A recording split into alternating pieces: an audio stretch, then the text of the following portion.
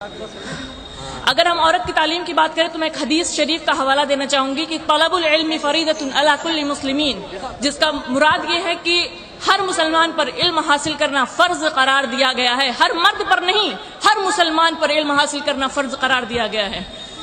حضور اکرم صلی اللہ علیہ وسلم نے ارشاد فرمایا کہ اگر کوئی باپ اپنی اولاد کو، بیٹے کو نہیں، اولاد کو بہترین تحفہ دے سکتا ہے تو وہ اس کی اچھی تعلیم و تربیت ہے۔ اگر ہم ایک نظر اسلام کی تاریخ پر ڈالیں تو حضرت حوا علیہ السلام، اسلام کی پہلی عورت، ان کو ہم دیکھیں دا اسٹرانگ وومن، ایو حوا علیہ السلام، اس کے بعد ہمارے حضرت آسیہ علیہ السلام جن کے بارے میں حضور اکرم صلی اللہ علیہ وسلم نے ارشاد فرمایا the most intelligent woman of Islam, اس کے بعد حضرت مریم علیہ السلام، اس کے بعد حضرت خدیجۃ الکبریٰ رضی اللہ تعالی عنہا جن کے بارے میں حضور اکرم صلی اللہ علیہ وسلم نے کہا کہ the second most intelligent woman, اور ان کے بارے میں ایک اور بات ہے کہ دا بزنس وومن، حضور اکرم صلی اللہ علیہ وسلم ان کے ساتھ بزنس کرتے تھے۔ اور پھر آخر میں حضرت عائشہ رضی اللہ تعالی عنہا جن کے بارے میں صحابہ کرام رضی اللہ تعالی عنہ فرماتے ہیں کہ ان کو پراپرٹی ڈسٹریبیوشن یعنی وراثت کا جو علم ان کے پاس تھا ویسا علم کسی کے پاس نہیں تھا۔ تو اس پر نظر ڈالنے سے ہمیں یہ پتہ چلتا ہے کہ اسلام عورت کی تعلیم کو دیتا ہے، نہ کہ اسے روکتا ہے۔ اب ہم بات کرتے ہیں قرآن کی روشنی میں عورت کی اہمیت معاشرے میں، تو قرآن کی ایک لائن ہے جس کا ترجمہ کچھ اس طرح سے ہے کہ اللہ تعالیٰ فرماتا ہے کہ عورت اور مرد ایک دوسرے کے مددگار ہیں۔ عورت اور مرد ایک دوسرے کے مددگار ہیں کس لیے؟ خیر خواہی کے کاموں میں، بھلائی کے کاموں میں۔ لیکن علی وقار ہمارے معاشرے میں عورت کو معاشرے کا حصہ ہی نہیں مانا جاتا۔ یہ پہلی تقریب ہے، علی وقار یہ پہلی تقریب ہے جس میں عورت اس طرح شرکت کر رہی ہے۔ اس سے پہلے آج تک اس شہر میں کوئی ایسی تقریب نہیں جس میں عورت کی شراکت کو اہمیت دی گئی ہو، جس میں عورت کو شریک کرنا ضروری سمجھا گیا ہو۔ علی وقار یہ پہلے، حالانکہ ایسا نہیں کہ عورتیں شریک نہیں ہو سکتی، عورتیں شریک ہوں تو وہ کچھ کر نہیں سکتی۔ ہمارے سامنے ایک زندہ مثال ہے مسز شاہین راشد جمال، انہیں حوصلہ دیا گیا، انہیں آگے بڑھایا گیا تو وہ آگے بڑھی۔ لیکن ہمارے معاشرے میں پہلے تو مرد عورت کو آگے بڑھنے نہیں دیتا، اور اگر وہ جدوجہد کر کے بڑھ بھی جائے تو اسے کرٹیسائز کیا جاتا ہے، اسے ہراس، شرعی حدود میں رہ کے وہ تعلیم حاصل کر سکتی ہیں۔ لیکن ہمارے یہاں یہ عام بات ہے کہ لڑکی ذہین ہے، پڑھ رہی ہے، اس کی آگے کی تعلیم اس بنا پر روک دی جاتی ہے کہ آگے کو ایجوکیشن ہے۔ کبھی آپ نے سنا کسی لڑکے کی تعلیم اس بنا پر روک دی گئی ہو کہ آگے کو ایجوکیشن ہے؟ کیا اسلام صرف عورت کو مخلوط تعلیم کی اجازت سے روکتا ہے، مرد کو نہیں روکتا؟ لیکن علی وقار وہ مرد ہے، اسے اجازت ہے۔ دوسری بات، علی وقار موبائل فون ایک عجیب انوینشن، اگر اسے عورت استعمال کرے تو وہ بے حیائی، اگر اسے مرد استعمال کرے تو خیر خواہی۔ کیوں علی وقار؟ کیا عورت موبائل سے ہی صرف بے حیائی اور بے شرمی کا کام کر سکتی ہے، مرد نہیں کر سکتا؟ ہمارے یہاں جب بچے 9ویں کلاس میں پہنچتے ہیں علی وقار تو ان کے ماں باپ، یہ الہام ان کے ماں باپ پر ہو جاتا ہے کہ اسے موبائل فون کی ضرورت ہے اور اسے فراہم کر دیا جاتا ہے، اور اگر فراہم نہیں کر سکے تو انہیں ایسا محسوس ہوتا ہے کہ وہ گناہ کبیرہ کے مرتکب ہو گئے۔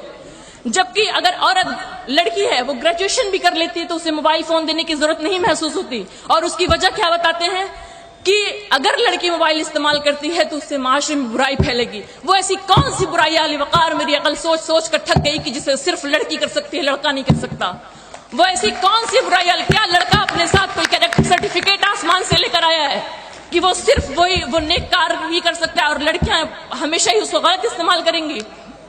علی وقار جب آپ سب کے گھروں کا یہ حال ہے کہ جب لڑکی کے موبائل فون پہ فون آتا ہے، لڑکی اپنے فون سے بات کرتی ہے تو لڑکی کے گھر والے ہی نہیں، جو گھر آئے رشتہ دار ہوتے ہیں وہ بھی یہ حق سمجھتے ہیں، یہ فرض سمجھتے ہیں کہ اس سے پوچھتے ہیں تم کس سے بات کر رہی ہو، مشکوک نظروں سے پوچھا جاتا ہے۔ اور لڑکے کے فون پہ رات کے 11 بجے بھی فون آئے تو کوئی نہیں پوچھتا علی وقار کہ تم کس سے باتیں کر رہے ہو۔ کیا وہ گناہ نہیں کر سکتے؟ کیا وہ غلطی نہیں کر سکتے؟ پھر ہم لڑکیوں کو ہمیشہ شک بھری نظروں سے کیوں دیکھا جاتا ہے؟ علی وقار تکلیف ہوتی ہے، ویسی تکلیف ہوتی ہے جب ہم سے یہ کہا جاتا ہے کہ تم اپنے مدرسوں میں ہو رہے پروگرامز کی ریکارڈنگ کر کے ہم پر ثابت کرو کہ تم میں حب الوطنی ہے، تو تکلیف ہوتی ہے۔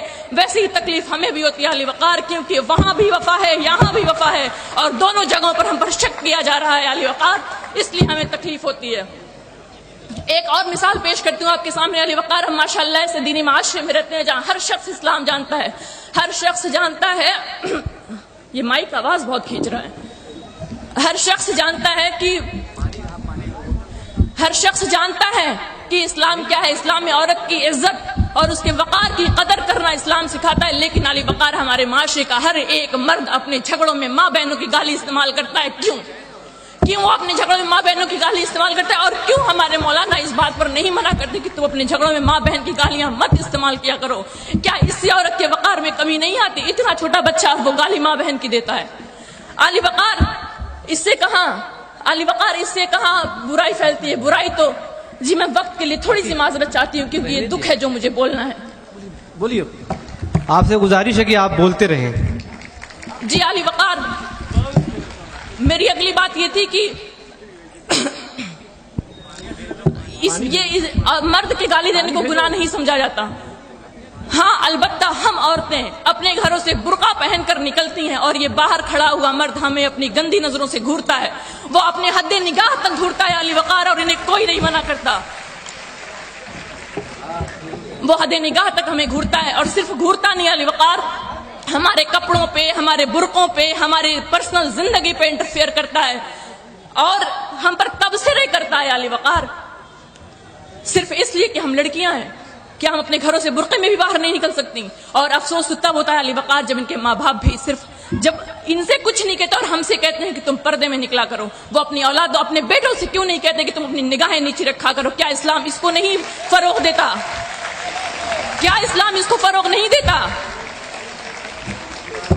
شخصیت کا عجب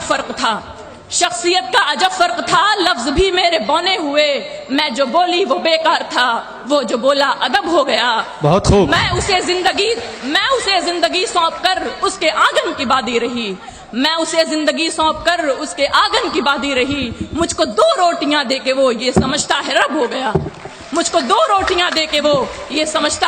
گیا. علی وقار، آج جہاں ہماری قوم پستی کے گہرے سمندر میں گھرے جا رہی ہے، وہاں ہمارے قوم کا مرد کیا کر رہا ہے؟ عورتوں کے کپڑوں پر تبصرے کر رہا ہے. علی وقار، تاریخ کے پنوں سے ہمیں مٹانے کی کوششیں کی جا رہی ہیں اور ہماری سوسائٹی کا مرد عورتوں پر تبصرے کر رہا ہے. یہ جو انگریزوں نے 100 سال کی غلامی کی علی وقار، اس میں سب سے زیادہ نقصان ہماری قوم کا ہوا ہے، کیونکہ 100 سال کی غلامی میں ہم 800 سالوں کی بادشاہت کا وہ دور بھول گئے. سار کے پھول اپنے تھے، رات کی رانی ہماری تھی. یہی وہ سرزمین ہے جس پہ سلطانی ہماری تھی. کسی آتنکوادی سنگٹھن کا سر نہیں اٹھا. حدود ملک میں جب تک نگہبانی ہماری تھی. علی وقار، ہمیں تاریخ کے پنوں سے چن چن کر ہٹایا جا رہا ہے. اس لیے یہ وقت ہمیں بلا رہا ہے کہ آؤ مسلمانوں آؤ، کیونکہ اگر تم اب نہیں آؤ گے تو تم ختم کر دیے جاؤ گے. کوشش کریں علم کے میدان میں آگے بڑھنے کی، کیونکہ یہی ایک راستہ ہے. اگر ہم اپنے آپ کو بچانا چاہتے ہیں تو علم کے میدان میں آگے بڑھیں. سیاست میں زیادہ سے زیادہ ہیں، کیونکہ ہم نے سیاست دوسروں کو سونپ دی اس طریقے سے گویا وہ ان کی جاگیر ہو، اور ہم سیاست سے دستبردار ہو چکے ہیں. ہمیں ضرورت ہے کہ ہم ایڈمنسٹریشن میں آئیں زیادہ سے زیادہ، سیاست میں آئیں زیادہ سے زیادہ. اگر اب بھی نہیں اٹھتے تو مر جاؤ کہیں جا کر. یہ سہنا روز کی ذلت، یہ جینا روز گھبرا کر. علی وقار، میں تمام نوجوانوں سے کیونکہ ایڈمنسٹریشن میں ہم لڑکیاں نہیں آ سکتی کیونکہ ہم پر بہت ساری بندشیں ہوتی ہیں، تو میں ان نوجوانوں سے کہتی ہوں کہ تم اپنی قوم کی ذمہ داریوں کو سمجھو اور سیاست میں اترو، ایڈمنسٹریشن میں اترو. تمہارا وطن، تمہاری مٹی تمہیں چیخ چیخ کر بلا رہی ہے. ابھی سانس ہے، ابھی وقت ہے، ابھی لوٹ آ میرے گمشدہ. میری بات اتنے صبر و تحمل سے سننے کا بہت شکریہ. بہت شکریہ. آپ تھیں مس زیبا فردوس. جینڈر ڈسکرمنیشن کا عورتوں کے تئیں جو آپ پکشپات کرتے ہیں، اس کی مثال میں اس محفل میں بھی دیکھ رہا ہوں. مجھے شرمندگی کے ساتھ یہ کہنا پڑ رہا ہے کہ تالیاں صرف خواتین کی جانب سے اٹھی تھیں اور مردوں کے ہاتھ جو ہے وہ گرے ہوئے تھے.